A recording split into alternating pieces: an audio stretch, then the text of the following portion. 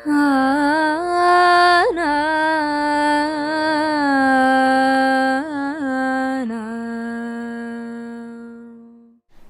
Guruvayur devotees ഓൺലൈനിലേക്ക് ഏവർക്കും സ്വാഗതം. സർവം കൃഷ്ണമയം. കൃഷ്ണായ വാസുദേവായ ദേവകീ നന്ദനായ ച നന്ദഗോപകുമാരായ ഗോവിന്ദായ നമോ നമഃ. ഇന്നലെ മെയ് മാസം 29-ാം തീയതി വ്യാഴാഴ്ചയായിരുന്നു. അത്യാവശ്യം നല്ല തിരക്കൊക്കെ ഉള്ളൊരു ദിവസമായിരുന്നു കേട്ടോ. ഞങ്ങൾ എത്തുന്ന സമയത്ത് പ്രാദേശികം ക്യൂവിലൊക്കെ ഒരുപാട് ഭക്തരിങ്ങനെ ക്യൂ നിൽക്കുന്നുണ്ടായിരുന്നു. രാവിലെ തൊഴുതു വന്നപ്പോൾ വിഷ്ണു പറഞ്ഞത് അധികം തിരക്കൊന്നും ഉണ്ടായിരുന്നില്ല എന്നാണ്. പക്ഷേ വൈകിട്ട് തൊഴാനെത്തിയ സമയത്ത് നല്ല തിരക്കുണ്ടായിരുന്നു. മഴ ഇങ്ങനെ ഇടവിട്ട് പെയ്യുന്നത് കൊണ്ടാണെന്ന് തോന്നുന്നു. അതിനനുസരിച്ച് തിരക്ക് ഇങ്ങനെ കൂടിയും കുറഞ്ഞൊക്കെ ഇരിക്കുന്നുണ്ടായിരുന്നു. അങ്ങനെ ഏകദേശം ഒരു 4:30 കൂടി തന്നെയാണ് ഞങ്ങൾ കൊടിമരച്ചുവട്ടിലേക്ക് എത്തിയത്. അങ്ങനെ ആ വലിയ ബലിക്കല്ല് ചുറ്റിക്കൊണ്ട് അകത്തേക്ക് പ്രവേശിച്ചത്. അങ്ങനെ നാലമ്പലത്തിലേക്ക് കയറിയ പാടെ ആ മണ്ഡപത്തിലുള്ള വഴി കൂടെ ഇങ്ങനെ നടന്നു പോകുന്ന സമയത്ത് മുകളിൽ ഇങ്ങനെ നല്ല ഭംഗിയിൽ നിറമാലകൾ ചാർത്തിയിട്ടുണ്ടായിരുന്നു കേട്ടോ. ഇന്നലെ ഒരു പ്രത്യേക ഭംഗി ഉണ്ടായിരുന്നു കാണാനായിട്ട്. എല്ലാ ദിവസവും അവിടെ ഉണ്ടാകാറുണ്ട്, പക്ഷെ ഇന്നലെ ഒരു പ്രത്യേക ഭംഗി എനിക്ക് തോന്നിയിട്ടുണ്ടായിരുന്നു കേട്ടോ. ഇന്നലെ പിന്നെ ഏകാന്തം തൊഴിലായിരുന്നു ഉണ്ടായിരുന്നത്. അതിന് തൊട്ട് മുന്നേ വരെ സോപാനം തൊഴിലായിരുന്നു എന്ന് അവിടെ ഒരു കാവൽക്കാരൻ പറഞ്ഞു കേട്ടു കേട്ടോ. കാരണം തിരക്കിനനുസരിച്ച് ഇങ്ങനെ സോപാനം തൊഴിലും ഏകാന്തം തൊഴിലും ഇങ്ങനെ മാറി മാറി വരുന്നുണ്ടായിരുന്നു. അതുപോലെ തന്നെ നമ്മുടെ ഒരു ഭക്തൻ ചോദിച്ചിട്ടുണ്ടായിരുന്നു മുൻപ്, ഒരുപാട് തവണ നമ്മൾ പറഞ്ഞിട്ടുള്ള ഒരു കാര്യമാണ് സോപാനം തൊഴിൽ എന്താണെന്നുള്ളത്. സോപാനം തൊഴിൽ എന്ന് പറഞ്ഞാൽ നാലമ്പലത്തിനകത്തേക്ക് ഇങ്ങനെ കടന്നു വന്ന് മണ്ഡപത്തിൻ്റെ മുന്നിൽ നിന്ന് വലതുവശത്തു കൂടെ മണിക്കിണറിനെ സമീപത്തു കൂടെ ഇങ്ങനെ നടന്ന് ശ്രീകോവിലിൻ്റെ തൊട്ട് മുന്നിലെ സോപാനപ്പടിയുടെ അടുത്ത് നിന്ന് ഗുരുവായൂരപ്പനെ തൊട്ടടുത്ത് നിന്ന് തൊഴുന്നതിനെയാണ് സോപാനം തൊഴിൽ എന്ന് പറയുന്നത്. മിനിഞ്ഞാന്ന് ഞങ്ങൾക്ക് അങ്ങനെയായിരുന്നു കിട്ടിയത്. ഇന്നലെ പക്ഷേ ഏകാന്തം തൊഴിലായിരുന്നു കേട്ടോ. ഇന്നലെ നമ്മുടെ പൊന്നുണ്ണിക്കണ്ണൻ ശ്രീലകത്ത് ചതുർബാഹുവായിട്ടാണ് ഇരിക്കുന്നുണ്ടായിരുന്നത്. വലിയൊരു മഹാപ്രഭുവിനെ പോലെയാണ് ഇരിക്കുന്നുണ്ടായിരുന്നത്.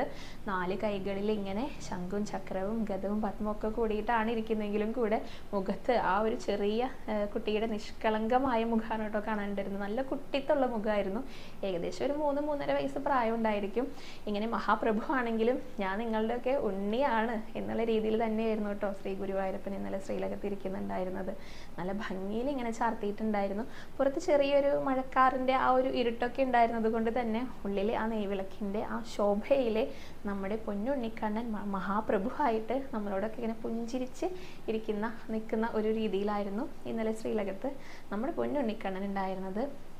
ആ കുഞ്ഞു കാലുകളിൽ ഇങ്ങനെ ചെറിയ കാൽത്തളകൾ അണിഞ്ഞിട്ടുണ്ടായിരുന്നു. നല്ല ഭംഗിയിൽ ഒരു മഞ്ഞ പട്ട് ഇങ്ങനെ ഞൊറിഞ്ഞ് ചുറ്റിയിട്ടുണ്ടായിരുന്നു. അരയിൽ കിങ്ങിണി ചാർത്തിയിട്ടുണ്ടായിരുന്നു. 4 കൈകളിലും കൈവളകൾ അണിഞ്ഞിട്ടുണ്ടായിരുന്നു. 2 മാലകൾ അണിഞ്ഞിട്ടുണ്ടായിരുന്നു. ഒരെണ്ണം കുറച്ച് വലിയ മാലയായിരുന്നു. ഒരെണ്ണം ആ വളയം പോലത്തെ മാല കഴുത്തിനോട് ഇങ്ങനെ ചേർന്ന് ചാർത്തിയിട്ടുണ്ടായിരുന്നു. അതിന് മുകളിലായിട്ടൊരു ഗോപി തിലകം ഉണ്ടായിരുന്നു. കാതുകളിലെ കാതുപൂക്കൾ ഉണ്ടായിരുന്നു. നെറ്റിയിൽ ഒരു ഗോപി തിലകം ചാർത്തിയിട്ടുണ്ട്. ചന്ദനം കൊണ്ട് നല്ല ഭംഗിയിൽ ചിരിച്ചു നിൽക്കുന്ന ഉണ്ണിക്കണ്ണനായിട്ടാണ് കേട്ടോ മുഖം ചാർത്തിയിരിക്കുന്നത്.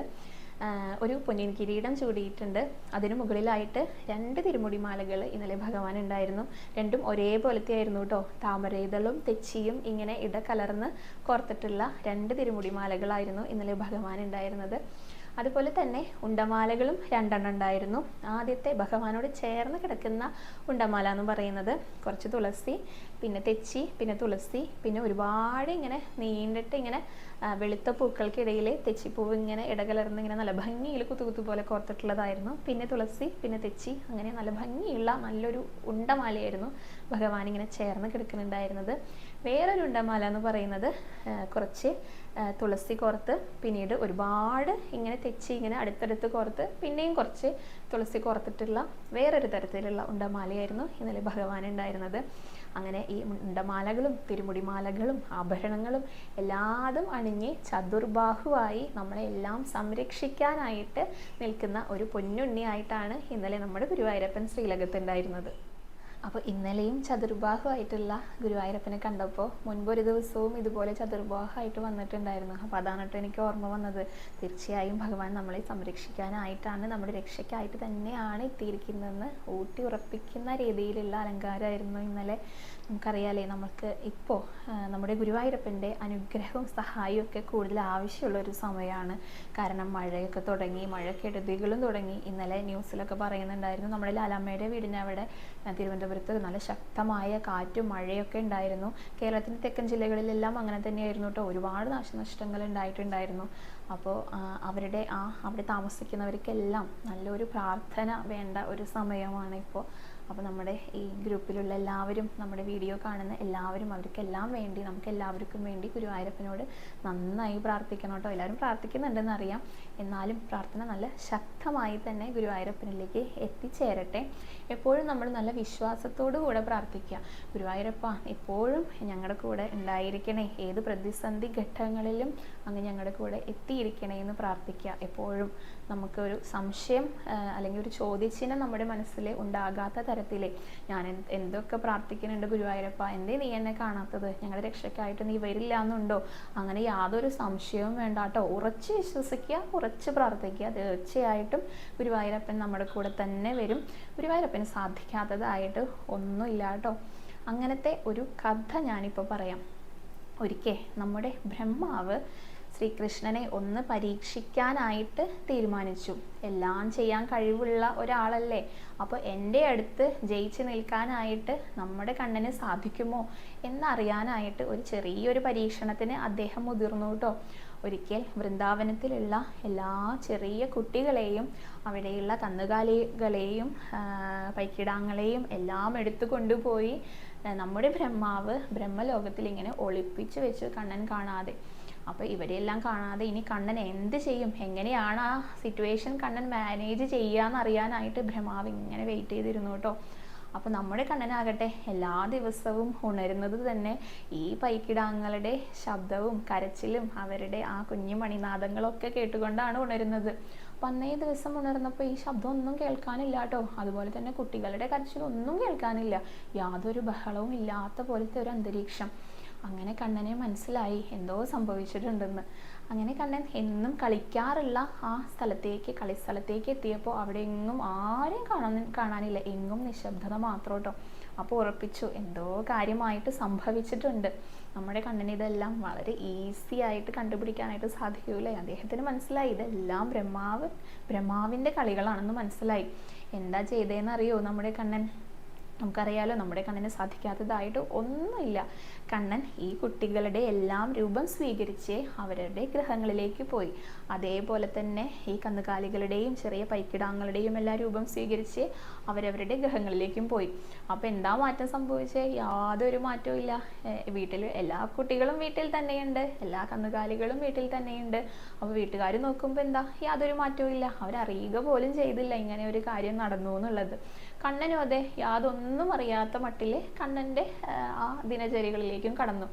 അങ്ങനെ ബ്രഹ്മാവ് എന്ത് ചെയ്തു? കുറച്ചു നേരമൊക്കെ കഴിഞ്ഞപ്പോൾ എന്തായിരിക്കും സംഭവിച്ചിട്ടുണ്ടായിരിക്കുക? വൃന്ദാവനത്തിലെ സ്ഥിതിഗതികളൊക്കെ ഒന്ന് അന്വേഷിച്ച് വരാമെന്ന് വിചാരിച്ച് വൃന്ദാവനത്തിലേക്ക് നോക്കിയപ്പോൾ എന്താ കാണുന്നത് കാഴ്ച?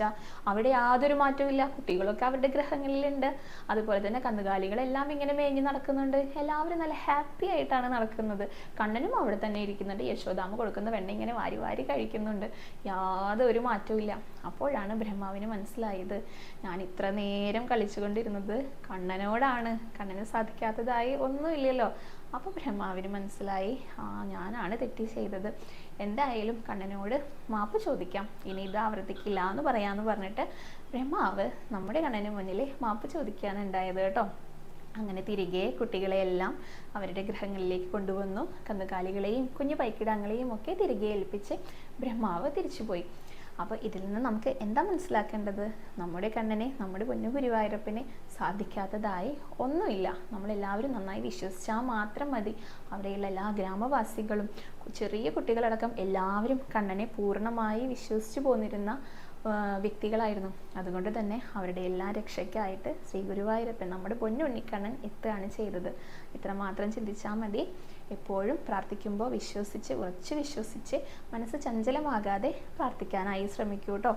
അതുപോലെ തന്നെ ഇന്നലെ നമ്മുടെ ശ്രീലകത്തുണ്ടായിരുന്ന ആ പൊന്നുണ്ണിക്കണ്ണനെ, മഹാപ്രഭു ആയിട്ട് നിൽക്കുന്ന ചതുർബാഹു ആയിട്ടുള്ള പൊന്നുണ്ണിക്കണ്ണനെ മനസ്സിൽ ധ്യാനിച്ചുകൊണ്ട് എല്ലാവരും നന്നായി പ്രാർത്ഥിച്ചോളൂ. എല്ലാവരെയും ഗുരുവായൂരപ്പൻ അനുഗ്രഹിക്കട്ടെ. അങ്ങനെ നമ്മുടെ ശ്രീ ഗുരുവായൂരപ്പനെ തൊഴുത് നമസ്കരിച്ച ശേഷമാണ് ഞങ്ങൾ ഗണപതിയെ കാണാനായിട്ട് ഇങ്ങനെ പോകുന്നുണ്ടായിരുന്നത്. അപ്പോൾ പോകുന്ന വഴിയിൽ ഒരു കാവൽക്കാരൻ ഞങ്ങൾ പറഞ്ഞിട്ടുണ്ടായിരുന്നു കേട്ടോ, ഗണപതിക്ക് ഇന്നലെ നല്ല ഗംഭീര അലങ്കാരമാണ്, വേഗം പോയി കണ്ടോളൂ എന്ന് പറഞ്ഞിട്ടുണ്ടായിരുന്നു. അപ്പോൾ എന്തായിരിക്കും ആ സ്പെഷ്യൽ അലങ്കാരം? നല്ലൊരു എക്സൈറ്റ്മെൻറ്റിലൂടെയാണ് കേട്ടോ ഞങ്ങളിങ്ങനെ പോകുന്നുണ്ടായിരുന്നത്. എനിക്ക് തോന്നുന്നു ആ കാവൽക്കാരൻ നമ്മുടെ വീഡിയോസ് കാണാറുണ്ട് തോന്നുന്നു. അപ്പോൾ അലങ്കാരത്തിൻ്റെ കൂട്ടത്തിൽ പറഞ്ഞോട്ടെ എന്ന് വിചാരിച്ചിട്ടായിരിക്കും അദ്ദേഹം അങ്ങനെ പറഞ്ഞിട്ടുണ്ടായിരിക്കാം. അങ്ങനെ ഗണപതിയുടെ മുന്നിൽ എത്തിയപ്പോൾ ഗംഭീരം എന്ന് പറഞ്ഞാൽ അതിലും ഗംഭീരം, അത്രയും നല്ല ഭംഗിയുള്ള അലങ്കാരമായിരുന്നു കേട്ടോ ഇന്നലെ ഉണ്ടായിരുന്നത്. ഗണപതി ഇന്നലെ മൂഷിക വാഹനനായിട്ടായിരുന്നു ഇരിക്കുന്നുണ്ടായിരുന്നത്. 3 ചെറിയ മൂഷിക കുഞ്ഞുങ്ങൾ ഇങ്ങനെ മുന്നിലിരിക്കുന്നുണ്ടായിരുന്നു. എന്ത് ഭംഗിയായിട്ടാണെന്നറിയാം അവരുടെ കണ്ണൊക്കെ ഇങ്ങനെ ചാർത്തിയിരിക്കുന്നത്. കഴുത്തിൽ ഇങ്ങനെ വെളുത്ത ചരട് കൊണ്ട് കെട്ടി അതിൻ്റെ രണ്ടറ്റവും ഗണപതി ഭഗവാൻ ഇങ്ങനെ പിടിച്ച് മൂഷിക വാഹനനായിട്ടായിരുന്നു ഇന്നലെ ഇരിക്കുന്നുണ്ടായിരുന്നത്. നല്ല ഭംഗിയിൽ ചാർത്തിയിട്ടുള്ള ഒരു അലങ്കാരമായിരുന്നു കേട്ടോ. നല്ല ചന്തത്തിലുള്ള ഉടയാടകൾ അണിഞ്ഞിട്ടുണ്ട്, 2 മാലകൾ അണിഞ്ഞിട്ടുണ്ട്, നെറ്റിയിൽ ഇങ്ങനെ കളഭം കൊണ്ട് നല്ല നല്ല ഭംഗിയുള്ള പൊട്ടുകൾ വെച്ചിട്ടുണ്ട്. കിരീടം ചന്ദനം കൊണ്ടാണ് ചാർത്തിയിരിക്കുന്നത്. എന്ത് രസമായിട്ടാണെന്ന് അറിയോ ചാർത്തിയിരിക്കുന്നത്. ഇടയ്ക്കൊക്കെ ഇങ്ങനെ ഗണപതിക്ക് ഇങ്ങനെ സ്പെഷ്യൽ അലങ്കാരങ്ങൾ കാണാറുള്ളൂ. ഇന്നലത്തെ അത്ര ഗംഭീരം, അതിലും മേലെ എന്നൊക്കെ പറയില്ലേ, അങ്ങനെ ചാർത്തിയിട്ടുള്ള ഒരു അലങ്കാരമായിരുന്നു കേട്ടോ. കുറേ നേരം അവിടെ ഇങ്ങനെ ഞാൻ നോക്കിക്കണ്ടു. എന്ത് രസമായിട്ടാണെന്ന് അറിയോ ചാർത്തിയിരിക്കുന്നത്. പറഞ്ഞാൽ ആ വിശേഷം കഴിയില്ല കേട്ടോ, അത്രയും ഗംഭീരമായിരുന്നു. അങ്ങനെ ഗണപതി ഭഗവാനെ കണ്ടു തൊഴുത് തിരിച്ച് സരസ്വതി ദേവിയെ തൊഴുത് നമ്മുടെ കുഞ്ഞികൃഷ്ണനെ ഒന്ന് തൊഴുത് അങ്ങനെ പ്രദക്ഷിണം വെച്ചുകൊണ്ട് നമ്മുടെ ദശാവതാര തൂണുകളൊക്കെ ഇങ്ങനെ തൊട്ട് തൊഴുതിട്ടാണ് പടിഞ്ഞാറ് ഭാഗത്തെത്തിയത്. അവിടെ നമ്മുടെ പൊന്നു ഗുരുവായൂരപ്പനെ തൊഴുത് നമസ്കരിച്ച് അങ്ങനെ തിരിഞ്ഞ് വൈകുണ്ഠനാരായണനെ കണ്ടു തൊഴുത്. അവിടെ ഇന്നലെ ഒരുപാട് മാലകൾ ഉണ്ടായിരുന്നു കേട്ടോ, നിറയെ തുളസി മാലകൾ എല്ലാ ദിവസവും ഉണ്ടായിരിക്കും. അതുകൂടാതെ സ്പെഷ്യൽ ആയിട്ടുള്ള മാലകളും ഉണ്ടാകാറുണ്ട് കേട്ടോ. ബ്രഹ്മാവിന് ഇന്നലെയും ഒരു സ്പെഷ്യൽ മാല ഉണ്ടായിരുന്നു. വെളുത്ത പൂക്കൾ ഇങ്ങനെ കോർത്ത് മുകളിലേക്ക് ഒരു വയലറ്റ് കളറിലുള്ള ജമന്തി പൂക്കൾ കോർത്ത് അതിന് മുകളിൽ മഞ്ഞ കളറുള്ള ജമന്തി കോർത്തിട്ടുള്ള അധികം ഒന്നും കാണാത്ത തരത്തിലുള്ള ഒരു മാലയായിരുന്നു ഇന്നലെ ബ്രഹ്മാവിൻ്റെ കഴുത്തിലായിട്ട് അണിഞ്ഞിട്ടുണ്ടായിരുന്നത്. അവിടെ തൊഴുത് നമസ്കരിച്ച് അങ്ങനെ ആ 9ാമത്തെ തൂണിലെ ഒരു പൊന്നു ഉണ്ണികൃഷ്ണൻ ഉണ്ടെന്ന് പറയാറില്ലേ, നമ്മുടെ ലാലാമ്മയുടെ സ്പെഷ്യലായിട്ടുള്ള ഒരുപാട് ഭക്തരുടെ സ്പെഷ്യലായിട്ടുള്ള പൊന്നുണ്ണിക്കണ്ണനാണ്. ഉണ്ണിക്കണ്ണനെ ഇന്നലെയും ഒരു തുളസിമാല അണിഞ്ഞിട്ടുണ്ടായിരുന്നു കേട്ടോ. അവിടെ തൊഴുത് സുബ്രഹ്മണ്യ സ്വാമിയെ തൊഴുത് ഹനുമാൻ സ്വാമിയെ തൊഴുത് രാധാകൃഷ്ണന്മാരെ കണ്ട് കാളിയമർദ്ദനവും തൊട്ട് തൊഴുതിട്ടാണ് അങ്ങനെ വടക്ക് ഭാഗത്തെത്തിയത്. നമ്മുടെ താമരക്കണ്ണനെയും തൊഴുതു. അവിടെ ഇന്നലെ ഉണ്ടായിരുന്ന ഒരു കൂട്ടം ആളുകൾ കാണാനായിട്ട് തിരികെ പടിഞ്ഞാറ് ഭാഗത്ത് വന്ന് ഒന്നുകൂടെ തൊഴുത് നമസ്കരിച്ച് നരസിംഹമൂർത്തിയെ നന്നായി തൊഴുത് പ്രാർത്ഥിച്ചിട്ടാണ് ഞങ്ങൾ നാലമ്പലത്തിനകത്ത് നിന്ന് ചുറ്റമ്പലത്തിലേക്ക് ഇറങ്ങിയത്. പിന്നീട് അങ്ങോട്ട് ഞങ്ങൾ ഭഗവതി അമ്മയെ കാണാനായിട്ടാണ് പോയിട്ടുണ്ടായിരുന്നത്. വാതിൽമാടത്തിൽ കൂടെയാണ് അകത്തേക്ക് കടന്നത്. നല്ല ഭംഗിയിൽ ഇങ്ങനെ ശോഭിച്ച് നിൽക്കുന്ന ഒരു ഭഗവതി അമ്മയായിരുന്നു കേട്ടോ ഇന്നലെ ഉണ്ടായിരുന്നത്. ചുവപ്പും പച്ചയും കൂടി ചേർന്നിട്ടുള്ള ഒരു പട്ടുടയാടയാണ് അണിഞ്ഞിട്ടുണ്ടായിരുന്നത്. കഴുത്തിൽ ഇങ്ങനെ മാലയായിട്ടായിരുന്നില്ല, ഇങ്ങനെ കല്ലുകൾ ഇങ്ങനെ പതിപ്പിച്ചതുപോലെ ഇങ്ങനെ ചേർത്തൊട്ടിച്ചതുപോലെ ആയിരുന്നു ഇന്നലെ കഴുത്തിൽ അണിഞ്ഞിട്ടുണ്ടായിരുന്നത്. വലതു കയ്യിൽ ഇങ്ങനെ വാള് പിടിച്ചിട്ടുണ്ട്. വാളിൻ്റെ ആ പിടിക്കുന്ന ഭാഗം ഉണ്ടല്ലോ, അവിടെ ഒരു മഞ്ഞ പട്ടുകൊണ്ട് ചുറ്റിയിട്ടുണ്ട്. അതിന് മുകളിലായിട്ട് മഞ്ഞ കളറിലുള്ള നല്ല ഭംഗിയുള്ള ജമന്തി പൂക്കളും കൂടെ ഇങ്ങനെ ചുറ്റിയിട്ടുണ്ട് കേട്ടോ. ചിരിച്ചുകൊണ്ടിരിക്കുന്ന ഭഗവതി അമ്മയാണ്. ഒരു കുഞ്ഞു മുഖമാണ്, ഒരു ചെറിയൊരു കിരീടം ചൂടിയിട്ടുണ്ട്. അതിന് മുകളിലായിട്ട് ആ ചന്ദ്രകല കൂടെ ഇങ്ങനെ കാണുന്നുണ്ടായിരുന്നു കേട്ടോ. അങ്ങനെ ആ ഭഗവതി അമ്മയെ ഇങ്ങനെ കണ്ടു തൊഴുത് നമസ്കരിച്ച് ഞങ്ങളിങ്ങനെ പുറകുവശത്തെത്തി മമ്മയൂരപ്പനെയും കണ്ടു തൊഴുതിട്ടാണ് ഇങ്ങനെ നടന്നു വരുന്നുണ്ടായിരുന്നത്. അപ്പം നല്ല മഴയായിരുന്നു കേട്ടോ. നമുക്ക് ഇങ്ങനെ ആ ഭഗവതി അമ്മ ഇരിക്കുന്ന ആ കോവിലിൻ്റെ വെള്ളം മുകളിലൂടെ ഇങ്ങനെ വെള്ളം ഇങ്ങനെ ഒഴുകുന്നുണ്ടായിരുന്നു. അപ്പം ഞങ്ങൾ വെള്ളം നനയാതിരിക്കാൻ വേണ്ടി ഇങ്ങനെ ചേർന്ന് നടന്നിട്ടായിരുന്നു വരുന്നുണ്ടായിരുന്നത്. അത്രയും ഗംഭീര മഴയായിരുന്നു അപ്പോൾ ആ സമയത്ത് ഉണ്ടായിരുന്നത്. അതുകൊണ്ട് തന്നെ ആ കൊടിമരത്തിൻ്റെ ഭാഗത്തേക്ക് അങ്ങനെ പോകാനായിട്ട് സാധിച്ചില്ല കേട്ടോ. കാരണം കൊടയൊന്നും കയ്യിൽ കരുതിയിട്ടുണ്ടായിരുന്നില്ല. അതുകൊണ്ട് ഞങ്ങളിങ്ങനെ ആ പടിഞ്ഞാറ് ഭാഗത്ത് കൂടെയാണ് അയ്യപ്പനെ തൊഴാനായിട്ട് പോയിട്ടുണ്ടായിരുന്നത്. അയ്യപ്പൻ ഇന്നലെ ഒരു കസവുമുണ്ടായിരുന്നു അണിഞ്ഞിട്ടുണ്ടായിരുന്നത്. ഒരു മാല ചാർത്തിയിട്ടുണ്ടായിരുന്നു. അധികം അലങ്കാരങ്ങളൊന്നും ചാർത്തിയിട്ടുണ്ടായിരുന്നില്ല. നല്ല ഭംഗിയിൽ മുഖച്ചാർത്തുണ്ടായിരുന്നു. ഒരു കിരീടം ചൂടിയിട്ടുണ്ട്. താമരയും തുളസിയും കൊണ്ടുള്ള ഒരു ഉണ്ടമാലയും കൂടെ ചാർത്തിയിട്ടുണ്ട് കേട്ടോ.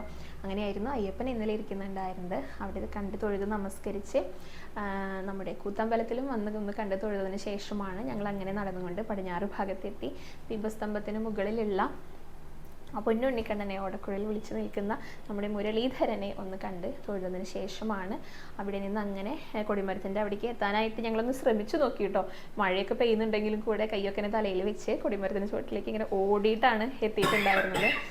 പക്ഷെ തിരക്കൊക്കെ ഉണ്ടായിരുന്നു. ഒരുപാട് ഭക്തരിങ്ങനെ കൊടിയൊക്കെ ആയിട്ടും വന്നിട്ടുണ്ടായിരുന്നു. അവിടെ ഒന്ന് നമ്മുടെ പൊന്നുണ്ണിക്കണ്ണൻ്റെ ആ വിളക്കൊക്കെ ഒന്ന് കണ്ടു തൊഴുത് നമസ്കരിച്ച് ഉഗ്ര നരസിംഹമൂർത്തിയുടെ ഫോട്ടോയിലും കണ്ട് ഒന്ന് തൊഴുതിട്ടാണ് ഓടി ഞങ്ങളിങ്ങനെ മഴ കൊള്ളാത്ത ഭാഗത്തേക്ക് എത്തിയത് കേട്ടോ. പിന്നീട് അങ്ങനെ ഭഗവതിക്കെട്ടിലൂടെ പുറത്തേക്ക് ഇറങ്ങുകയാണ് ഉണ്ടായത്. ഇന്നലത്തെ വിശേഷങ്ങളെല്ലാം പറയുന്ന കൂട്ടത്തിൽ ഇന്നുണ്ടായ വളരെ സങ്കടകരമായ ഒരു വാർത്ത നിങ്ങളെ അറിയിക്കുകയാണ് കേട്ടോ. നമ്മുടെ ഗുരുവായൂരപ്പൻ്റെ ഗജസമ്പത്തിലെ ഒരു മുത്തുകൂടെ പൊഴിഞ്ഞിരിക്കുന്നു. ഗുരുവായൂരപ്പൻ്റെ ഏറ്റവും പ്രിയപ്പെട്ട ആനകളിലൊന്നായ നമ്മുടെ ഗോപി കണ്ണൻ ചെരിഞ്ഞിരിക്കുകയാണ്. ഇന്ന് പുലർച്ചെയായിരുന്നു ചെരിഞ്ഞത്. ഒരുപാട് തവണ നമ്മുടെ 9 തവണ ഗുരുവായൂരപ്പൻ്റെ ആനയോട്ടത്തിലെ ജേതാവായിരുന്നു. അവസാനമായിട്ട് 2024 ഗോപികണ്ണൻ വിജയിച്ചത് ആനയോട്ടത്തിൽ. എല്ലാവർക്കും വളരെ സുപരിചിതമായിട്ടുള്ള, എല്ലാവരും ഇഷ്ടപ്പെടുന്ന ഒരു ആന തന്നെയായിരുന്നു. ഇന്ന് പുലർച്ചെ ഗുരുവായൂരപ്പനിലെ വിലയം പ്രാപിച്ചിരിക്കുകയാണ്. അപ്പോൾ ഗുരുവായൂരപ്പൻ്റെ അടുത്തേക്ക് എത്താൻ സാധിച്ച ആ ഗോപികണ്ണനെ എല്ലാവരും മനസ്സിൽ നന്നായി കണ്ടോളൂ കേട്ടോ. ഇനി നമുക്ക് നാമജപത്തിൻ്റെ വിശേഷങ്ങളിലേക്ക് കടക്കാം. ഇന്നലെ നമുക്ക് 5,08,833 നാമങ്ങളാണ് ഭഗവാനെ സമർപ്പിക്കാനായിട്ട് സാധിച്ചത്. നാമജപം തുടർന്നു കൊണ്ട് പൊക്കോളൂ. അടുത്ത ദിവസം വലിയൊരു സംഖ്യയായിട്ട് തന്നെ ഞാൻ വരുന്നതായിരിക്കും കേട്ടോ. ആദ്യത്തെ ചോദ്യം ചോദിച്ചിരിക്കുന്നത് മിനി PM എന്നൊരു ഭക്തയാണ്.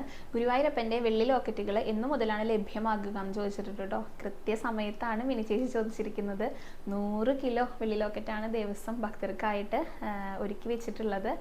5ഉം 10ഉം ഗ്രാം വീതമുള്ള ലോക്കറ്റുകളാണ് കേട്ടോ അവൈലബിൾ ആയിട്ടുള്ളത്. തൊട്ടടുത്ത ദിവസം തന്നെ നമുക്കത് വാങ്ങാനായിട്ട് സാധിക്കും.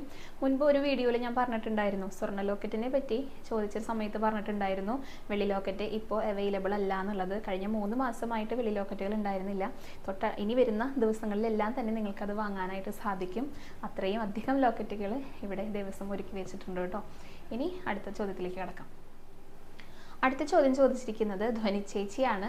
വൈകിട്ട് 4:30 നട തുറന്നു കഴിഞ്ഞാൽ ശിവേലി കഴിഞ്ഞതിന് ശേഷമാണോ ജനറൽ ക്യൂവിലുള്ളവർക്ക് അകത്തേക്ക് കയറാനായിട്ട് സാധിക്കുക എന്നാണ് ചോദിച്ചിരിക്കുന്നത് കേട്ടോ. ഇത് നമുക്ക് ഉദയാസ്തമന പൂജയുമായിട്ട് ബന്ധപ്പെടുത്തിയിട്ട് പറയാനായിട്ട് സാധിക്കും. ഇപ്പോൾ ഉദയാസ്തമന പൂജ ഉള്ള ദിവസങ്ങളിൽ, അതായത് തിങ്കളാഴ്ച ഉദയാസ്തമന പൂജ ഉണ്ടെങ്കിൽ തിങ്കളാഴ്ച വൈകിട്ട് 4:30 നട തുറന്നു കഴിഞ്ഞാൽ ശിവേലി ആയിരിക്കും ആദ്യം ഉണ്ടായിരിക്കുക. ഏകദേശം ഒരു 5 മണിയോട് കൂടെ തന്നെ ശിവേലി അവസാനിക്കുന്നതായിരിക്കും. അതിനുശേഷമായിരിക്കും ഭക്തർക്ക് ദർശനം ഉണ്ടായിരിക്കുക. ഇനിയിപ്പോൾ ചൊവ്വാഴ്ചയിലേക്ക് വന്നു കഴിഞ്ഞാൽ ഉദയാസ്തമന പൂജ കഴിഞ്ഞ് അതിൻ്റെ പിറ്റത്തെ ദിവസം ശ്രീഭൂതബലി ആയിരിക്കും. ആ ദിവസങ്ങളിൽ വൈകിട്ട് 4:30 നട തുറന്നു കഴിഞ്ഞാൽ ശിവേലി ഉണ്ടായിരിക്കില്ല. പകരം വൈകിട്ട് ശ്രീഭൂതബലി ആയിരിക്കും. അതുകൊണ്ട് തന്നെ 4:30 ശേഷം 4 മുതൽ ഭക്തർക്ക് ദർശനം ഉണ്ടായിരിക്കും കേട്ടോ. ഇതുപോലെ തന്നെയാണ് ബാക്കിയുള്ള ദിവസങ്ങളിലെല്ലാം. ബുധനും വ്യാഴവും വെള്ളിയും ശനിയും ഇതേപോലെ തന്നെയാണ് പോകുന്നത്. പിന്നെ ഞായറാഴ്ച ഉദയാസ്തമന പൂജയില്ല. അതുകൊണ്ട് തന്നെ വൈകിട്ട് 4:30 നട തുറന്നു കഴിഞ്ഞാൽ ശിവേലി ഉണ്ടായിരിക്കും. ശിവേലിക്ക് ശേഷമായിരിക്കും ഭക്തർക്ക് ദർശനം ഉണ്ടായിരിക്കുക. ഇതിങ്ങനെ റിപ്പീറ്റ് ചെയ്തിട്ടാണ് കേട്ടോ എല്ലാ ആഴ്ചകളിലും ഒരേപോലെ പോകുന്നത്. അടുത്ത ചോദ്യം ചോദിച്ചിരിക്കുന്നത് ജയശ്രീ എന്നൊരു ഭക്തയാണ്. മോളെ, എൻ്റെ വീട്ടുമുറ്റത്ത് കുന്നിക്കുരുവിൻ്റെ ചെടി വളർന്നു വന്നിട്ടുണ്ട്. അതിലെന്തെങ്കിലും ദോഷമുണ്ടോ എന്നാണ് കേട്ടോ ചോദിച്ചിരിക്കുന്നത്. അതിന് നമുക്ക് ഇങ്ങനെ പറയാമെന്ന് വിചാരിക്കണു. കുന്നിക്കുരു മാത്രമല്ല, ഏതൊരു ചെടി വളർന്നു വന്നാലും അതിലങ്ങനെ പ്രത്യേകിച്ച് ദോഷമൊന്നുമില്ല കേട്ടോ.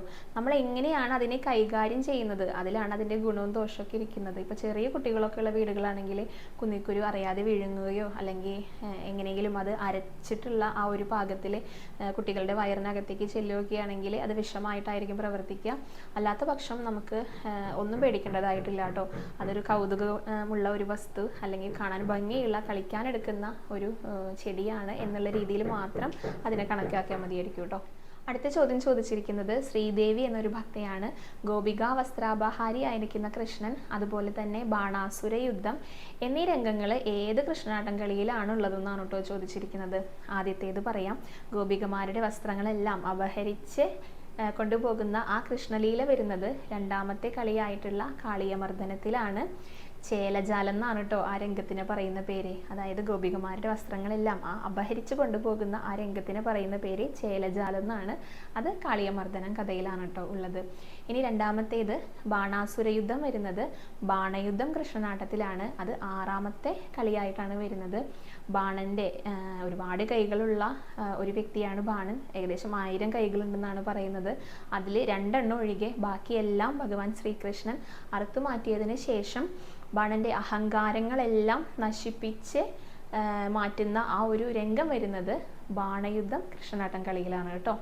അപ്പോൾ ഇന്ന് ഇത്ര ചോദ്യങ്ങൾ മാത്രമേ എടുത്തിട്ടുള്ളൂ കേട്ടോ. പിന്നെ ഇന്നലെ തൊഴുത് കഴിഞ്ഞ് പുറത്തിറങ്ങിയപ്പോൾ കണ്ട ഒരു മനോഹരമായ കാഴ്ച നിങ്ങളുടെ അടുത്ത് പങ്കുവെക്കാനായിട്ട് ഞാൻ വിട്ടുപോയിട്ടുണ്ടായിരുന്നു. എങ്ങനെയായിരുന്നു അത്? ക്ഷേത്രത്തിൻ്റെ കിഴക്കും പടിഞ്ഞാറുള്ള ആ ഗോപുരങ്ങൾക്ക് മുകളിലും അതുപോലെ ചുമർ ചിത്രങ്ങൾക്ക് അടുത്തതായിട്ട് നല്ല ഭംഗിയിൽ വൈദ്യുതി കൊണ്ട് ഇങ്ങനെ അലങ്കരിച്ച് നല്ല മഞ്ഞ കളറുള്ള ഒരു പ്രകാശം ഇങ്ങനെ നല്ല ചന്തത്തിലുണ്ടായിരുന്നു. സൂര്യൻ്റെ കിരണങ്ങളൊക്കെ ഏറ്റിട്ട് ഇങ്ങനെ മഞ്ഞ കളറിലുള്ള ഒരു ഭംഗി ഇങ്ങനെ ഉണ്ടാവില്ലേ, അത്രയും ഭംഗിയായിട്ടായിരുന്നു ക്ഷേത്ര ഗോപുരം നടയൊക്കെ നിലുണ്ടായിരുന്നത്. അപ്പോൾ ആ ഒരു കാഴ്ചയും കൂടി നിങ്ങളിലേക്ക് ഇങ്ങനെ എത്തിക്കുകയാണ്. ഇനി ഇന്നത്തെ വിശേഷങ്ങളൊക്കെ ആയിട്ട് നാളത്തെ വീഡിയോയിൽ വരാം കേട്ടോ. ഹരേ കൃഷ്ണ, ഹരേ ഗുരുവായൂരപ്പ.